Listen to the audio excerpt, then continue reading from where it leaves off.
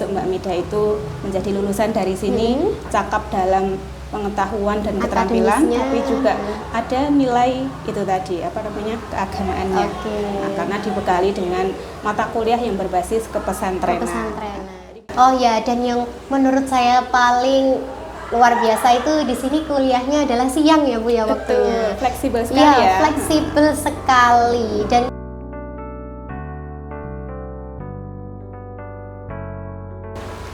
Assalamualaikum warahmatullahi wabarakatuh. Halo guys, welcome back to Lentera Podcast Institut At-Tanwir Bojonegoro. Pada episode kali ini, saya Mida yang merupakan mahasiswa akhir yang lagi pusing-pusingnya nyusun skripsi. Hari ini saya ditemani oleh Ibu Umi Inayati MPD selaku dosen dan juga ketua program studi pendidikan guru madrasah ibtidaiyah tentunya di kampus kita tercinta yaitu Institut At-Tanwir Bojonegoro. Ibu Ina, can you say hello to pemirsa? Halo semuanya, assalamualaikum. Waalaikumsalam. Sehat ya Bu? Iya, saya Mida. Oke guys, pada episode kali ini kita akan membahas terkait transformasi pembelajaran abad ke-21.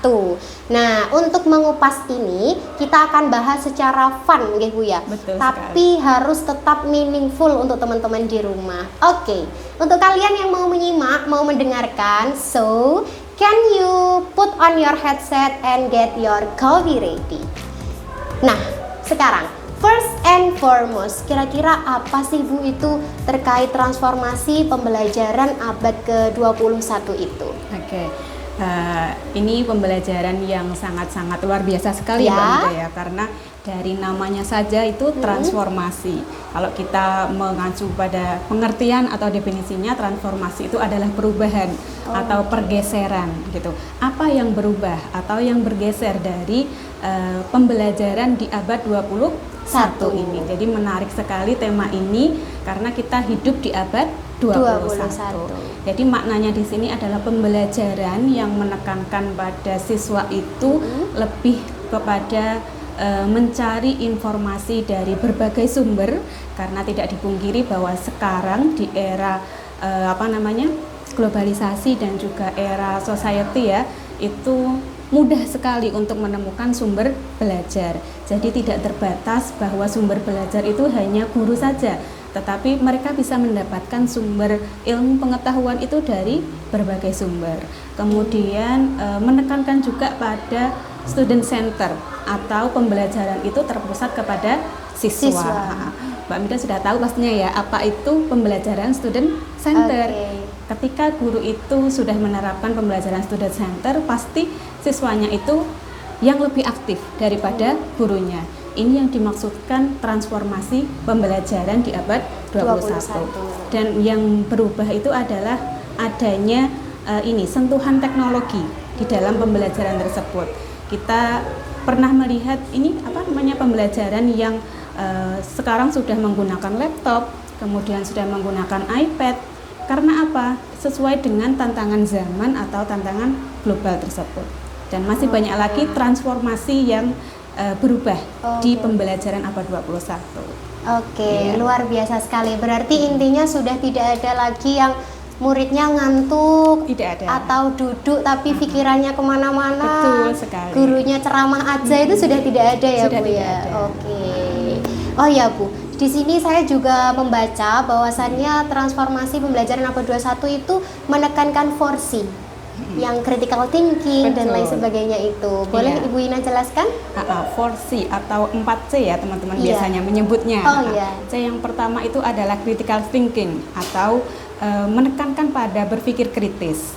Jadi guru itu tidak melulu menyodorkan atau langsung memberikan informasi kepada siswa, akan tetapi siswa itu diminta untuk mengeksplor terlebih dahulu untuk menggali pengetahuan tersebut, sehingga nanti siswa itu terlatih untuk memiliki keterampilan berpikir kritis. Kemudian C yang kedua, Mbak Mida masih ingat? Apa itu C yang kedua? Apa itu ya? Jadi C yang kedua adalah kreatif, menekankan bahwa siswa itu memiliki atau guru menanamkan sifat atau sikap kreatif tadi itu. Yang ketiga adalah C-nya itu kolaboratif. Jadi harus dididik atau dilatih, ditanamkan untuk memiliki jiwa kolaborasi gitu. Karena tidak mungkin kita hidup di dunia ini bisa berjalan sendiri. Artinya harus ditanamkan bagaimana kita bekerja sama dengan orang lain. Seperti itu. Tidak individualis atau tidak egois seperti itu. Nah, ini perlu ditanamkan dalam pembelajaran. Seperti itu. Berarti yang C keempat Bu, masih ketinggalan. Kritis, kemudian kolaboratif, sama apa tadi? Kreatif sama communication. Nah, yang ketiga adalah communication. Nah, ini juga penting sekali, yaitu memiliki skill atau keterampilan berkomunikasi. Terutama di sini juga di dalam pembelajaran APA 21 ini, terutama komunikasi digital.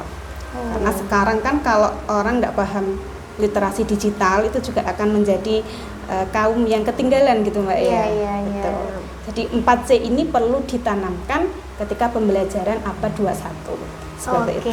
Luar biasa. Berarti kalau melihat seperti itu sebagai tenaga pendidik ya Bu, tidak hanya ditekankan pada yang baru-baru atau fresh graduate saja, tapi untuk guru-guru yang sudah sepuh atau sudah lama mengabdinya tetap harus upgrade kepada pembelajaran 21 itu. Betul, karena intinya guru itu seorang pembelajar. Tidak terpaut usia. Panjenengan sebagai guru itu harus selalu upgrade ilmu dan terus belajar agar nanti apa yang diberikan kepada siswa itu selalu relate sama kehidupan mereka juga, seperti itu. Kalau konsisten masih atau stagnan kan ya ini ya nanti siswanya kurang berkembang. Iya. Berarti memang belajar sepanjang hayat. Betul. Itu memang ini prinsipnya dari pembelajaran APA 21 ini. Luar biasa. Ya. Terus Bu, ini permasalahannya kami para belum fresh graduate ya guys. Ini masih proses skripsi. Menjemput S-nya. Nah, itu banyak sekali, apalagi di kalangan teman-teman saya, termasuk saya. Itu sebelumnya ada keraguan untuk terjun kepada dunia pendidikan.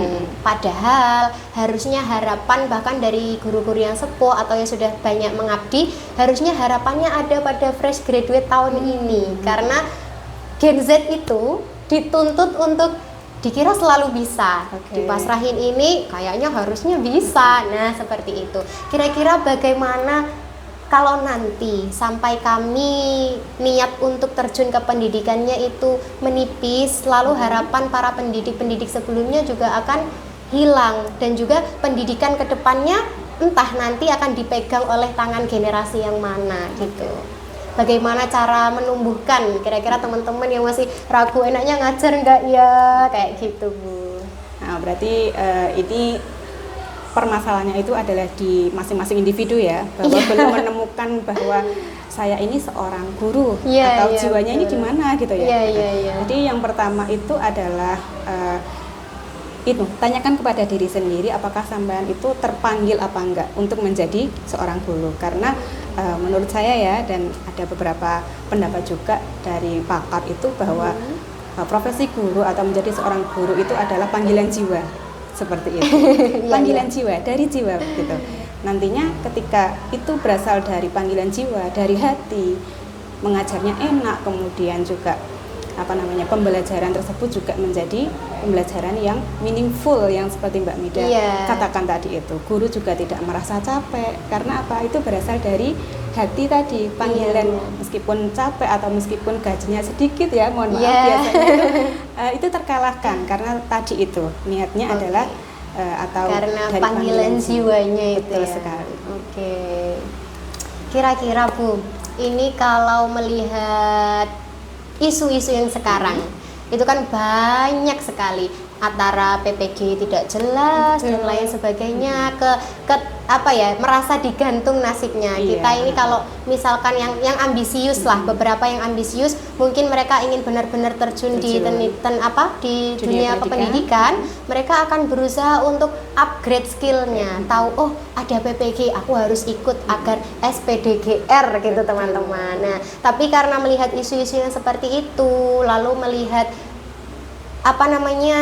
fenomena-fenomena yang dikatakan guru-guru gitu katanya kalau ikut pun itu juga sulit, susah, terus benar katanya beberapa ada yang di beasiswa, namun biaya hidup juga sendiri. Betul. Lalu belum lagi nanti katanya selama proses perkuliahannya itu profesinya itu sulit. Nanti keluar pun beberapa di komen TikTok itu Bu, banyak sekali yang bilang lulus PPG tapi masih nganggur, ijazahnya masih nganggur dan lain sebagainya. Itu pandangannya atau tanggapannya Bu Ina terkait itu seperti apa? Oke, ini pertanyaan yang bagus sekali karena kalau menurut Bu Ina, misalkan Bu Ina di posisi Mbak Mida ini ya yang di semester 8 yang mau fresh graduate istilahnya dengan kondisi sistem pendidikan yang menurut Bu Ina masih belum jelas juga dan banyak sekali perubahan di dalamnya.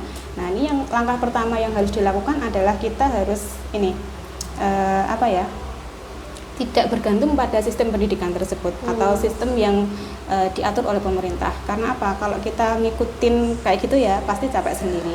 Nah, kita fokus kepada diri kita sendiri. Kita mulai dari diri kita sendiri, selalu upgrade ilmu, selalu upgrade pengalaman seperti itu. Itu bekal yang luar biasa. Kemudian misalkan sudah mendapatkan tempat mengajar, maka fokuslah di situ, silahkan mengajar dengan baik. Kemudian misalkan ada PPG silahkan diikuti seperti itu. Jadi apa yang bisa dilakukan itu yang dilalui dulu. Gitu. Oke, Bu Ina terkait pribadi Bu Ina, selama ini kan termasuk yang luar biasa ya, karena saya lihat di kampus kita ini juga sampai pada ketua program studi sebelumnya. Tentunya kan pasti ada masa struggle-nya, kira-kira dulu bisa sampai benar-benar memutuskan oke, aku terjun di dunia pendidikan ini, terus benar-benar niatnya full atau mungkin sekarang yang seperti apa, itu gimana Bu Ina? Oke, pastinya Bu Ina mengalami proses ya yang tidak instan pastinya. Jadi untuk di saat ini ada naik turunnya Mbak gitu. Jadi dulu itu sampai semester 6 baru Bu Ina mengenal makna dari pendidikan itu sendiri gitu. Jadi yakin dan mantapnya itu di semester 6 gitu. Jadi alhamdulillahnya ya mulai lambat laun memahami dan ini jiwa saya di sini gitu. Jadi pemantapannya saya menemukan itu di semester 6. Jadi memang perlu proses. Kalau struggle pasti ya setiap masanya itu ada dan itu yang membentuk kita untuk menjadi yang sekarang. Seperti itu. Oke, siap. Oh ya teman-teman, tidak lupa bahwasannya kita ada program studi baru ya Bu ya. Oh iya betul sekali. Iya. Di sini kita ada program studi pendidikan agama Islam. Berarti sekarang totalnya berapa ya Bu? Totalnya ada 6. Oh ya, ada 6 program studi di Institut Tatanwir Bojonegoro. Juga ini sebelumnya kita kan merupakan sekolah tinggi ya Bu Ina ya. Sekolah tinggi dan beralih status menjadi institut. Wah ya, luar biasa. So, untuk kalian tidak lupa kalau mau meneruskan jenjang pendidikannya ke yang lebih tinggi atau mungkin saudara-saudaranya ya Bu ya, tetangga-tetangganya diinfo, oh ini loh ada kampus Institut Tatanwir Bojonegoro. Mungkin dari Bu Ina bisa menjelaskan terkait kelebihannya, kenapa harus memilih Institut Tatanwir Bojonegoro? Oke, kelebihannya banyak sekali pastinya Mbak Mida banyak. Ya. Banyak sekali, karena kalau nanti dijelaskan nggak selesai ini. Oke. Yang pertama itu adalah kampus yang berbasis pesantren. Gitu. Karena kita di bawah naungan Yayasan Pondok Pesantren At-Tanwir yang sudah lama sekali berdiri dan sangat mendunia bahkan ya namanya. Jadi istilahnya sayang kalau misalkan ada yang baik di Bojonegoro tapi tidak kuliah di sini. Oke, pilihan yang sangat tepat sekali. Kemudian yang kedua yaitu ada tenaga pengajar atau dosen yang profesional. Dari doktoral juga banyak dan juga dari luar negeri juga ada seperti itu. Luar biasa. Kemudian di sini letaknya insya Allah strategis sekali ya karena dekat dengan jalan raya. Kemudian kurikulumnya ini ada kurikulum pesantren dan juga kurikulum nasional. Jadi dipadukan. Selain besok Mbak Mida itu menjadi lulusan dari sini, cakap dalam pengetahuan dan keterampilan, tapi juga ada nilai itu tadi keagamaannya. Nah, karena dibekali dengan mata kuliah yang berbasis kepesantrenan.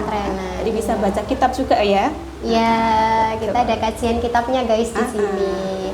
Oh ya, dan yang menurut saya paling luar biasa itu di sini kuliahnya adalah siang ya Bu ya waktunya. Betul, fleksibel sekali Iya, ya. fleksibel sekali. Dan kita juga akhirnya kalau pagi sampai siang bisa pegang yang lain. Ya, misal kerja bisa gitu, Iya, Mbak, ya. barangkali ada yang bekerja atau kalau misal di dunia pendidikan ada yang sudah mengajar seperti itu, siangnya bisa tetap kuliah. Jadi semuanya bisa diambil secara bersamaan gitu ya Bu ya. Bisa kerja, bisa kuliah. Iya, bisa kerja, bisa kuliah, pengalaman lapangan juga diiringi dengan teori dari kampus kita tercinta ini. Oke, kira-kira sudah berapa lama Ibu kita ya ini bicara ini luar biasa.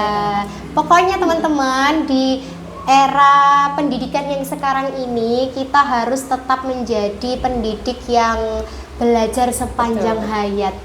Tidak ada ujungnya. Kita sudah menguasai hal A, B, C, ternyata ada upgrade lagi, harus D, E, F. D, E, F sudah kita kuasai, ada upgrade lagi. Nah, maka dari itu karena anak-anak yang kita ajar itu kan juga tumbuh dari generasi yang baru.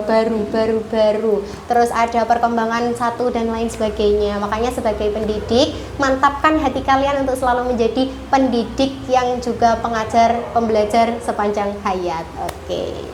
Luar biasa Ibu, terima kasih untuk waktunya pada sore hari ini. Semoga Bu Ina selalu diiringi keberkahan, kesehatan, Mbak Mida luar juga biasa. semoga dimudahkan Ya Allah, studinya. amin sekali. Semoga Ya. tahun ini bisa SPD ya. Amin. Dan menjadi guru di MI ataupun di SD yang Amin, diinginkan. ya. Oke, terima kasih Bu Ina waktunya. Sama-sama. Oke guys, thank you for your watching and jangan lupa subscribe dan juga like untuk channel kita ya Ibu. Oke, terima kasih. Bye bye. Wassalamualaikum warahmatullahi wabarakatuh.